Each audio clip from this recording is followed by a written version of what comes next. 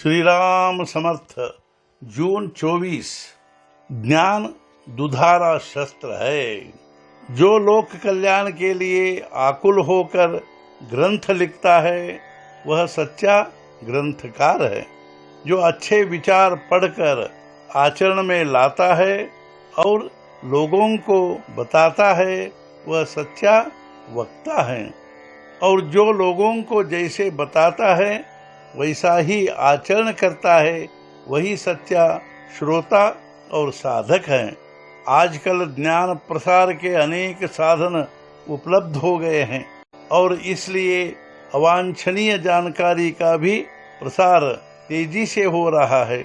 ज्ञान एक प्रकार से दुधारा शस्त्र है। किसी भी ज्ञान का भला या बुरा उपयोग उसके करने वाले पर निर्भर होता है।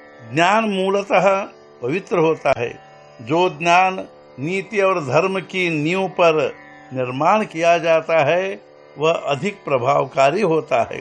ज्ञान ऐसा हो कि सबका एक दूसरे के प्रति प्रेम बढ़े और सब आत्मीयता से इकट्ठे हो।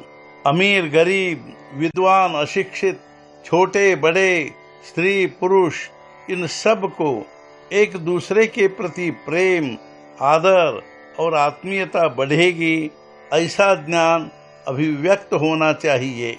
द्वेष, मत्सर बढ़ाने वाला, नीति धर्म की अवहेलना करने वाला ज्ञान पुस्तक में न हो।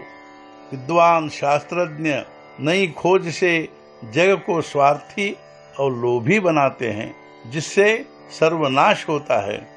जो ज्ञान संतोष नहीं देता वह ज्ञान सत्य ज्ञान नहीं।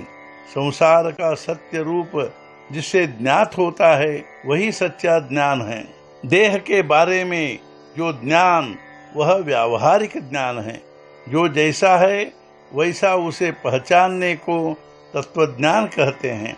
मैं देह को मेरी कहता हूँ, अर्थात मैं देह नहीं हूँ। मेरा घर कहने वाला मैं मकान से अलग हूँ। जड़त्व का अर्थ क्या है? देह के प्रति अपनापन होना ही जड़त्व है। पदार्थ का यथार्थ ज्ञान जिसे होता है वही चतुर या सयाना है। व्यवहार का गूढ़ अर्थात छिपा हुआ अंतरंग जो जानता है वह गृहस्थ। संसार का गूढ़ जिसे अवगत होता है वह तत्वज्ञानी। सूक्ष्म का ज्ञान होने में सुख है। आत्मा यदि सागर है तो जीव उसकी एक बूंद है। उसका ज्ञान होकर आत्मा से एक रूप होना यही सत्य तत्व ज्ञान है।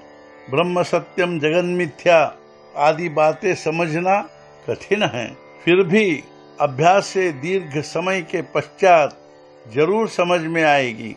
किंतु नामस्मरण का महत्व संत कृपा से ही समझेगा। नामस्मरण पर विश्वास होना परम भाग्य का लक्षण है।